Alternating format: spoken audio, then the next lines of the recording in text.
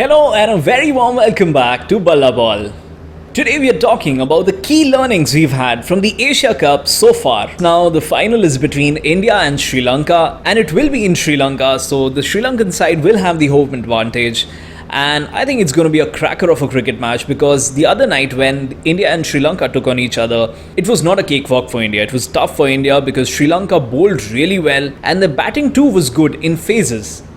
So I think it will be a good competition for India and a good challenge before the World Cup, because the conditions will be pretty much the same in the World Cup in India. There will be a few tracks that will be ranked turners, and for that the Indian team would get good practice against the Sri Lankan side, which has very good quality spinners. So coming to the key learnings, number one is that the Indian side overall suddenly looks very formidable. To be honest, in the last few days, I was feeling that this Indian side is very ill prepared for the World Cup. And while getting to the semi-finals may be something that the team will be able to do, but getting past the semis would be very difficult for this side, because we don't have a solid middle order. Shreyas Iyer was injured, KL Rahul was injured, Rishabh Pant is injured. So there was not a lot of hope, and the batters were also not looking very comfortable. So the overall 11 was not very clear.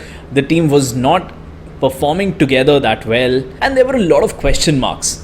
But in the last few days, the way the Indian team has played has given us a lot of confidence, especially the bowling unit.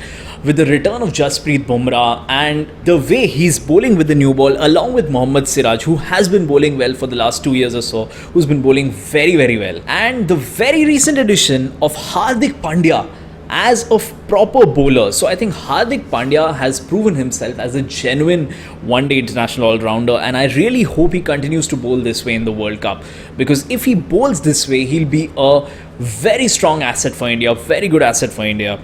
Hardik Pandya, the all-rounder, who can give you at least 7 overs in every match, and if need be 10 overs as well, and someone who bats at number 6, who can build those partnerships during a collapse, who can also hit those big shots to finish off the match and get the team to a good score. I think Hardik Pandya is one of the best all-rounders in world cricket right now. Of course, I won't be comparing him with Ben Stokes, because Stokes bats at 4 and he's been around for a longer period of time. He's proven himself across formats for a very long period of time. So of course, Ben Stokes would be slightly better, but I don't think Hardik Pandya is much behind Ben Stokes. I think he's catching up, and on certain days he might be even better than Ben Stokes. So overall, the Indian bowling unit has looked outstanding, with Mohammad Siraj and Jasprit Bumrah with the new ball, as well as at the death.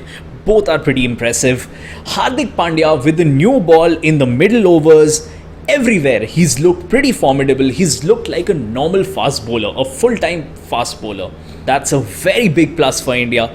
Kuldeep Yadav with his left arm leg spin, with his Chinaman bowling, was always great, but right now there's this new spark in him, new hunger for wickets, and the fact that the captain is backing him. I think the way Rishabh Pant backed him in the Delhi Capitals led to him being selected for India, coming back into the side, and from there on, the way Rohit Sharma has backed him, the way Rohit Sharma has used him, has given him a lot of confidence. And I think going into the World Cup with someone like Kuldeep Yadav, with the kind of form he's in, is going to be a tremendous asset for India, and I think he could end up as our leading wicket taker in the World Cup, regardless of where we finish. KL Rahul returned, and a lot of us were not happy with the fact that he's getting a direct entry into the side. I myself was not in favor of him getting into the side directly, but it was all so mystic, so natural, that Shreyas Iyer had a back spasm. KL Rahul got to bat at number 4. He smashed that brilliant 100 against Pakistan. And for a large part of that 100, that partnership with Virat Kohli, I believe he batted better than Virat Kohli as well. Of course, in the end, Virat Kohli batted superbly well. But I think for the large part of that partnership, KL Rahul was the better of the two batters, since he played spin better, in my opinion. So KL Rahul is the most vital cog for India in the middle order, and KL Rahul at 5, in my opinion, Ishan Kishan at 4 is the way forward, and could be the backbones of a solid middle order, a solid batting order that India could have in the World Cup. I still feel that the addition of Mohammed Shami into the 11 could do wonders for India. India is doing phenomenally well as far as fast bowling is concerned, which is Jasprit Bumrah, Mohammad Siraj, Hardik Pandya, and of course Shardul Thakur is also chipping in with his overs. And Shardul Thakur, I understand, is a magical bowler. He comes in, breaks those partnerships. He's good. He's had a very good average. He's got very good numbers overall in the last few years in one-day cricket, and there's no reason to drop him. And I don't want to drop him, but the fact is that if you have to play Mohammed Shami, it has to be instead of Shardul Thakur. And Shardul Thakur, of course, is handy with the bat as well.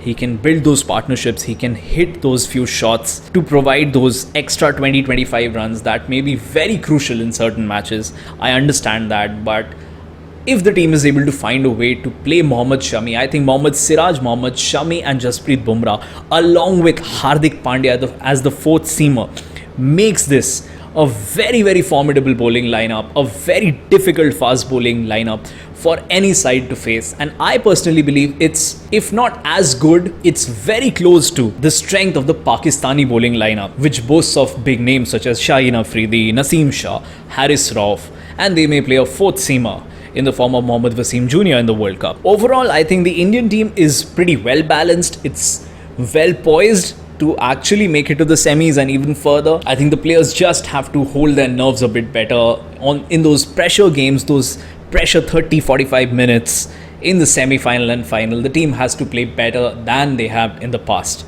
And I think we definitely have the potential to lift the trophy this time. We'll return with much more and some on-ground coverage during the World Cup. Thank you very much for watching. Bye-bye.